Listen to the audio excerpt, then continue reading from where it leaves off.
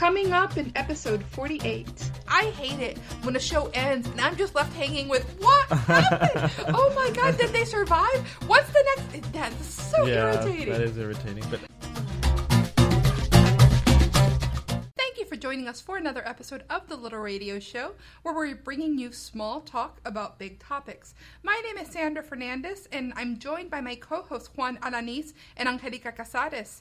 And in this week's episode, I go on and get my geek on, where I talk a little bit about this past season of Game of Thrones and the series finale of Person of Interest. We say farewell to the copyright of Happy Birthday song, and we talk a little bit about how some words were being used incorrectly, in particular web and internet, or more importantly, being spelled incorrectly. Yes, word nerd alert. Just a reminder that you can catch us every week on Thursdays at 2 p.m. Central Time on hmsnetradio.org. The links to our iTunes and our Stitcher channels, as well as our archives, can be found at thelittlерadioshow.com. The Little Radio Show is brought to you in partnership with juanofwords.com and hispanichouston.com. So let's get caught up on what I call geek TV. By the time this episode runs, it's going to be several weeks since some of this stuff. What I wanted to share was my take on a couple of TV items that made the news recently or are significant if you at all like science fiction shows. First of all, Person of Interest had its series finale, and this is such a tragedy. It is one of the best written science fiction shows on TV.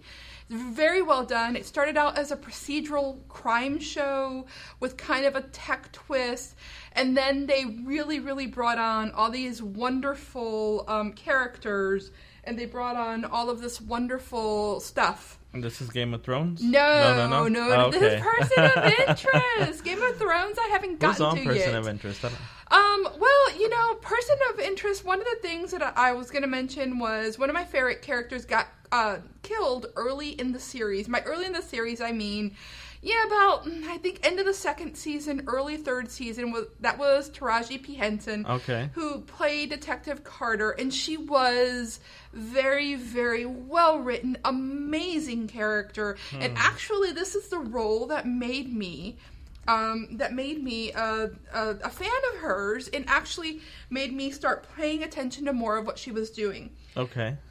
When they killed off her character, I was so upset because I really felt like they lost a lot of depth to the show. But some of the other characters on there. So do you know anything about the show? I've heard a little bit about it, but I think it's been very minimal. So it's not a show that I watch regularly. But okay. No, and that's fine. A lot of people will say the same thing. My sister and brother-in-law and their kids just got into the show basically because of Netflix. Okay. So the Person of Interest goes way back. It's like has its roots back post 9/11. The government needs to be able to track on who is and who is not a terrorist, or who is and who is not someone who's dangerous.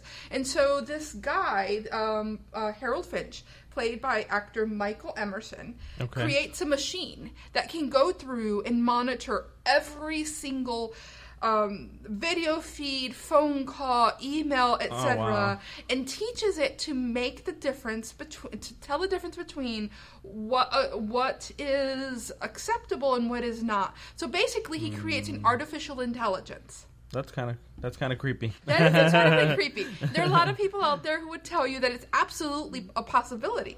So I was going to say that's like the NSA on steroids. As part of what the machine does is it identifies people who are planning bad stuff but are not considered to be relevant. They're like, this person's planning to murder his mom, but it's not relevant to national security, so we're not going to do anything about it. And would put out this list of people who are planning bad stuff, and no one was doing anything about it. And so the guy who created the machine decides, okay, I'm going to do something about it. And he hires someone to go out and basically stop these crimes before they happen. Okay. So that's the first year, and it's you know, it sounds more involved than it actually is. It's actually a very clean way, the way they start the show. And then it gets into the whole thing on someone else creates another artificial intelligence that actually doesn't have such benign purposes, where their purpose is, well, let's identify who's probably going to be a problem in the future and kill them before they're a problem. Where, was that a movie too? There's somewhere, a lot, yes, right? yes. That you're sounds thinking so. of what's his name? Oh Lord, it's a big, some sort of Big Brother movie where where the artificial intelligence can foresee into the future who's going to kill, and they either try to stop it or they kill the person who's going to commit it. You're thinking of Minority Report. Is that what I'm thinking? Which was also a show. Okay. Ran for 2 years with Wilmer Valderrama in it. I don't know. Yes. Ended last year and they just didn't renew it. So, Person of Interest. I can go on and on.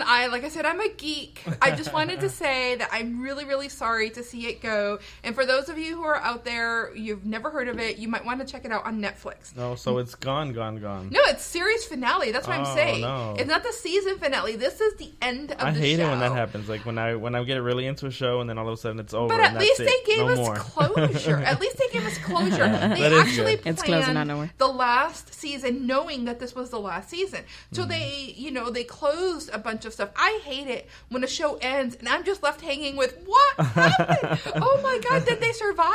What's the next? That's so irritating. That is irritating, but okay. So you mentioned Game of Thrones, and I know because I told you that's the other thing that I wanted to mention was that the season finale of Game of Thrones just came on.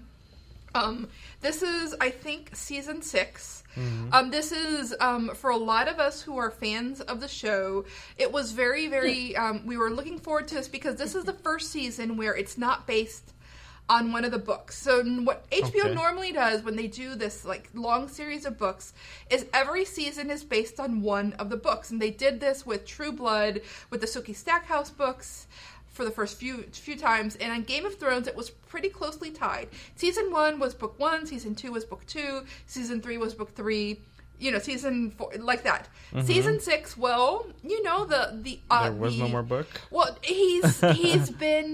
it takes him several years to write one of these books. Okay. And so they were able to get up to season 5 because he had already pre-written some of them. They'd been released on a regular basis, and then he released 5. 6 is in progress. And in fact, there's this really cute thing that made the internet meme for all over the writing circles about the author of Game of Thrones did an interview with Stephen King, and he's quoted as saying, "How the frack," and he didn't use that word, "do you write so fast?" Because, Stephen King puts out basically 2 books a year. I'm exaggerating, but anyway.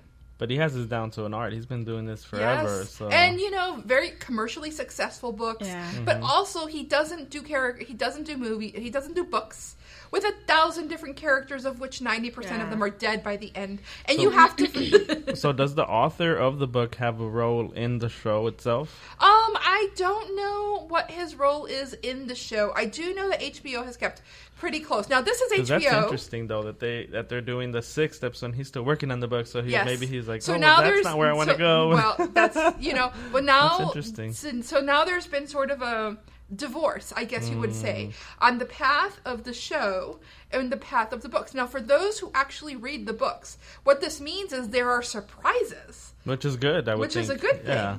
One of the things that happens, like, for example, again, another, and I'll come back to Game of Thrones in just a minute, The Walking Dead, every season in The Walking Dead usually is very, very close to one volume, like 1 year's worth of The Walking Dead comics.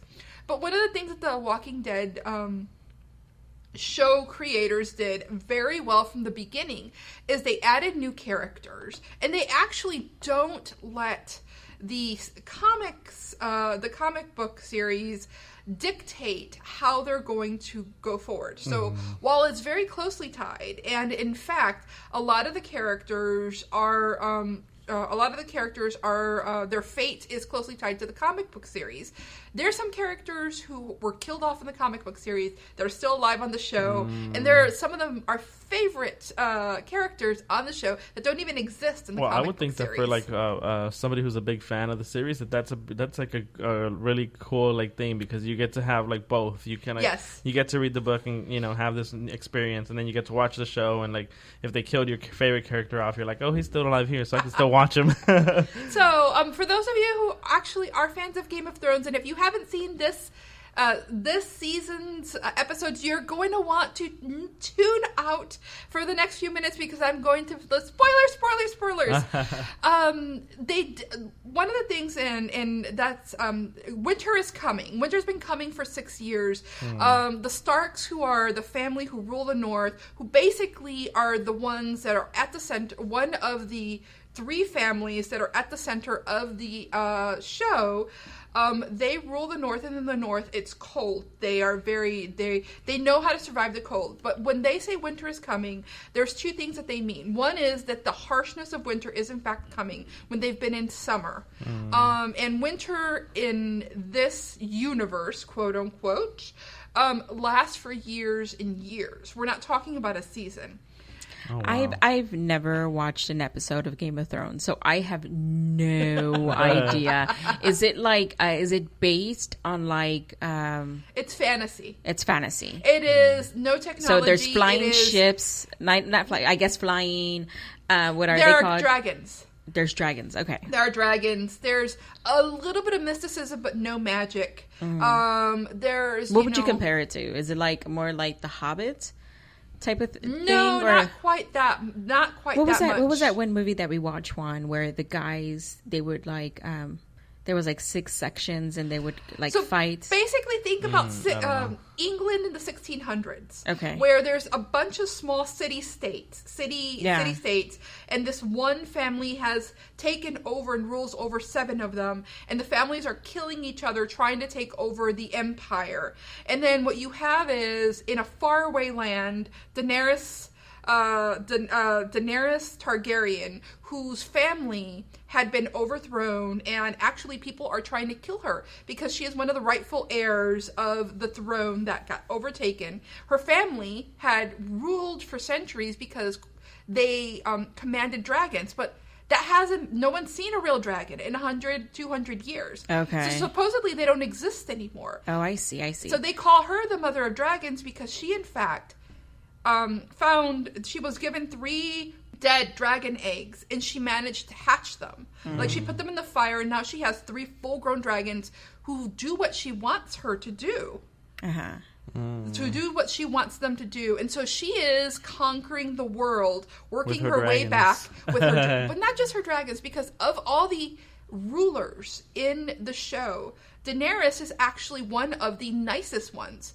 She is freeing slaves. She is, seeking justice for people who are being that, because she actually came from a position that she had no power. She was sold in marriage to someone. How many seasons is this now?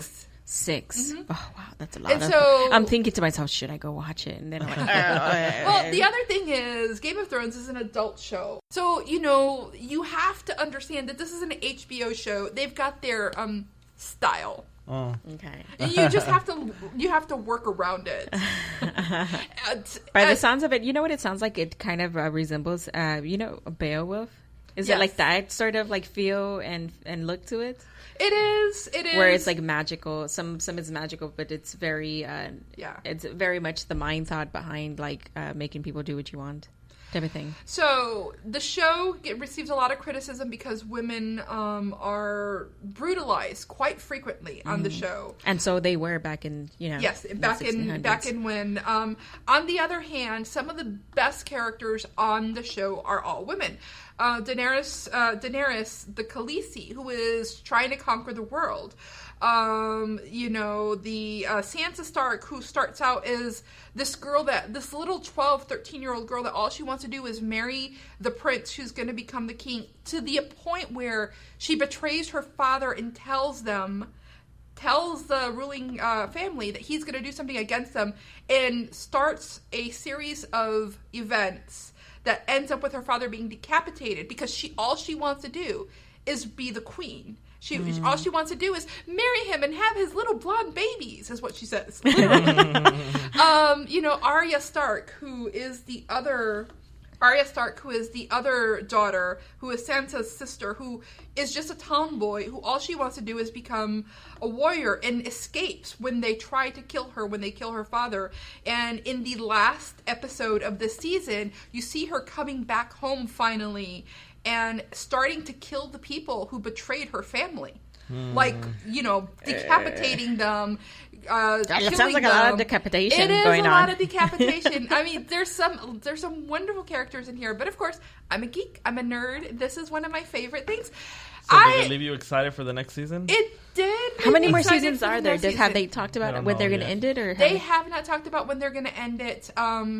If they does it look like it's going to a place where Daenerys is finally on her way back home. Okay. To wage war and reclaim her throne. Winter is finally coming, which means that the war is coming, and with the war is the invading army of the dead, which is what's actually coming. Invading army of so the soldiers come back to life? Yes. Oh. Yeah, and so this sounds like a never-ending movie because Winter's always going to keep coming back with the dead people. But the thing is, Winter is years long. So yes, Winter is years long, and so yeah, there's a lot of plot lines going on. It's amazing. But there's some seasons that are better than others. This was a really, really good season. All right, so you're almost convincing me to go and watch Game of Thrones, and I'm just telling you, the boy can't be in the room. The boy can't be in the room with you. Okay, that's good to know. So, quick question: is it going to be like Lost, where it completely makes me mad? I don't know the end of this. Well, I mean, leading up, because even with Lost, I was like, I cannot. No, and it was just frustrating. Because you got frustrated with Scandal. So you stopped. So I think if you get frustrated with this, you'll let it go. Yes, I did. Like True Blood. I was huge fan of True Blood until about, I don't know, like the 4th season. I'm like, yeah, I'm done with y'all. I am done with y'all. I'm not watching anymore. You have just completely disgusted me. I am done with you. What was it? It was one of those things where if you're going, yeah. Okay, we'll leave it.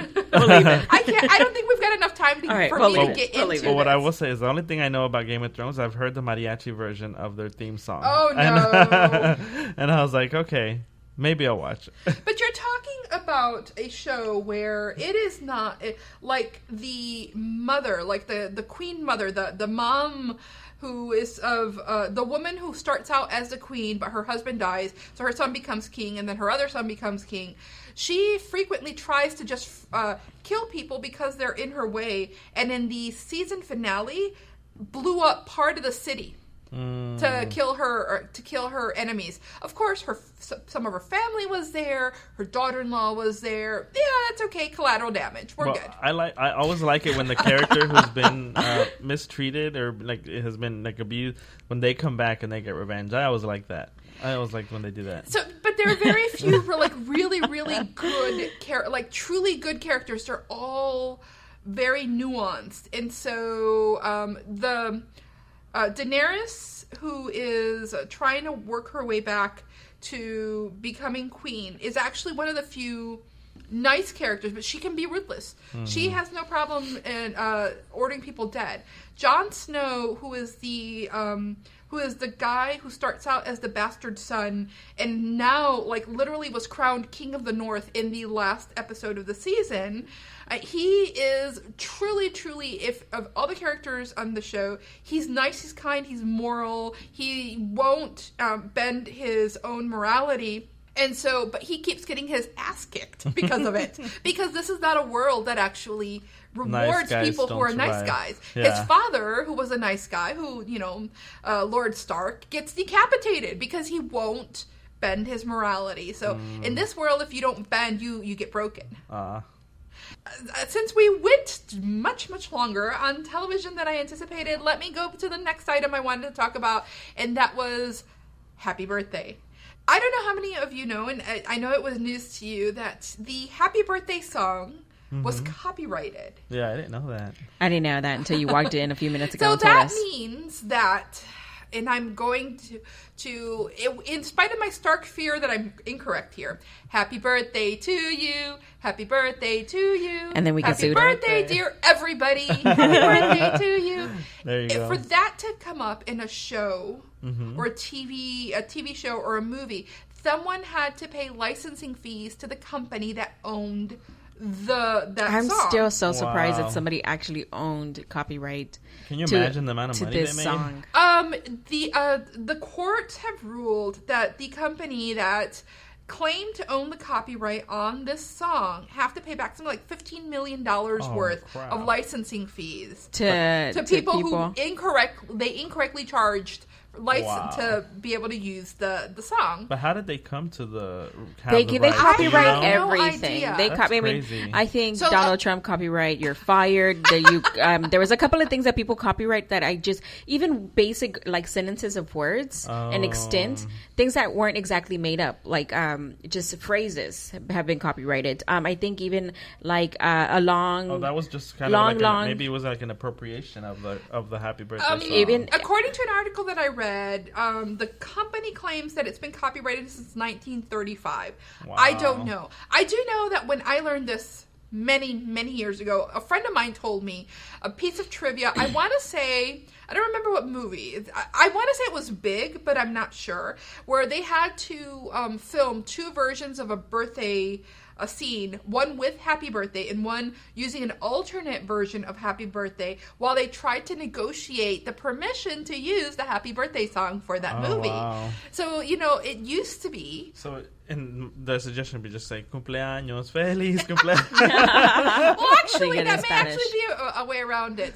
So, last year, a court ruled that the copyright wasn't legal or they valid. Didn't have the copyright. And then it went up the courts and very recently a federal judge upheld the ruling. And so, Happy Birthday song is now in public domain, which means that nobody actually owns it anymore. Yeah. And I think a lot of other things should be public domain. There's a lot of other things out there that I believe should be public domain. And it doesn't infuriate me, but it makes me like question, like, Jesus heavens. So from now on, where we take the pictures is going to be like, you can't post this because it's public domain. You got to pay us $5. Like, where are we coming to at this point? You know what I mean?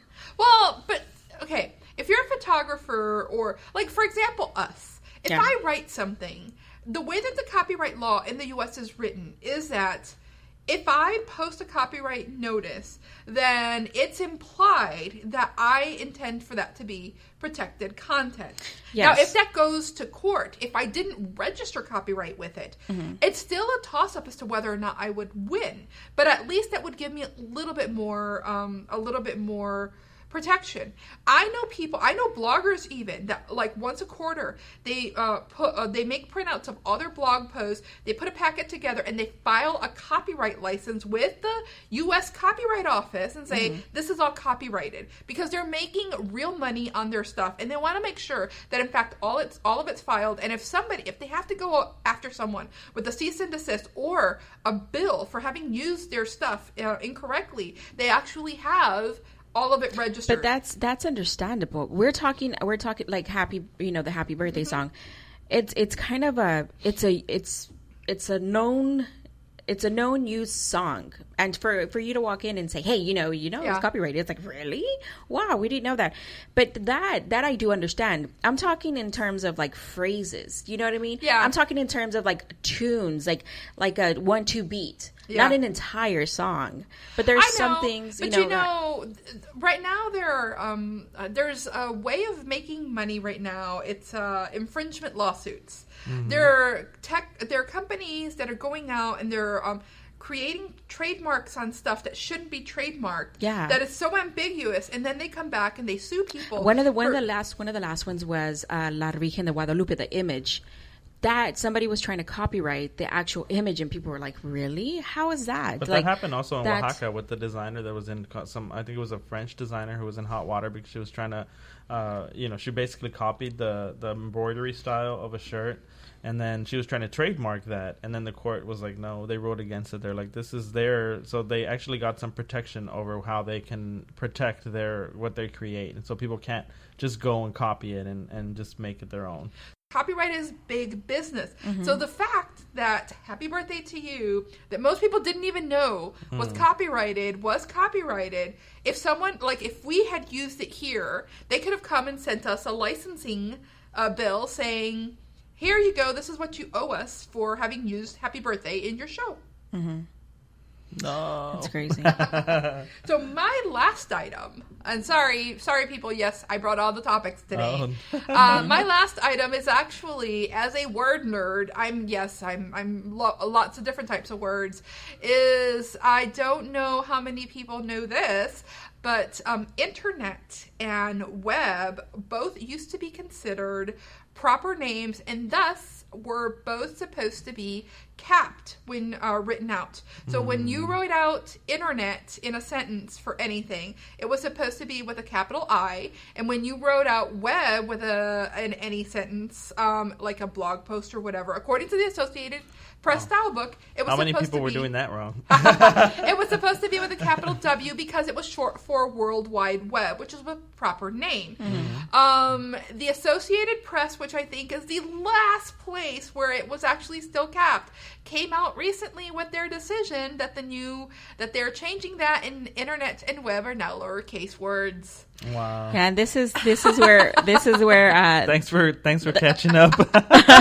This is where the nerdology like kind of separates us. Proper English, I really I care, Spanish, but I don't care now. The internet is still capitalized. Well, that's Spanish. Yeah. And I have conversations with people all the time about the proper way of saying social media, and people who are In Spanish, you mean? natives, and they will still argue with me that it's medios sociales, and it's not. It's redes sociales. Yeah, there's a correct way of saying that. But there's so many things in Spanish that are like that are kind of subjective in terms of how you say them in Spanish and as opposed to in English. Because I was listening to I think they were talking about it was a movie that they were talking about the paging, and they were like, how do you get them in there? Or I don't know, they were saying something about push the button. And I forgot what their translation was, but when I heard it, I was like, that's not right. So now you have to tell us. What was it like? Push the button? No. But a lot of people, even people who are Spanish-speaking natives, will say marketing for marketing. Yeah. And the correct word is mercadotecnia.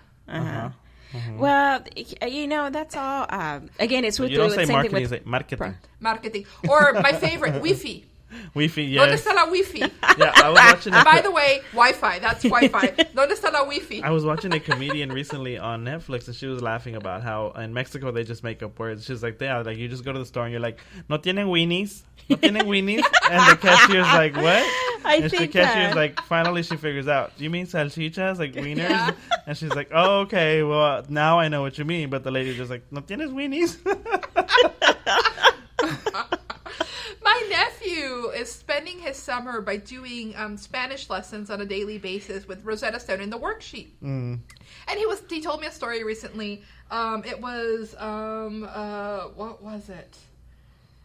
I don't remember what the word was, but my mom, who's not a Spanish dominant, my mom who's English dominant but bilingual, kept saying that the Rosetta Stone worksheet was wrong. That was not the word for that. And my sister's like, yeah, maybe mom shouldn't help you with your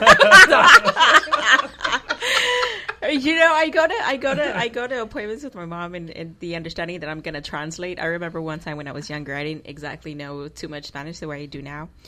And the eye doctor told her to blink her eyes, and I didn't know how to translate. I didn't know how to translate to my mom, and I was like, "Mom, blink your eyes!" And if you're watching me, I'm blinking my eyes very rapidly, and I was like, "Blink your eyes, Mom!" And my mom was like, "What the hell are you saying?" And it's parpadear los ojos, right? And I was like, "Blink your eyes."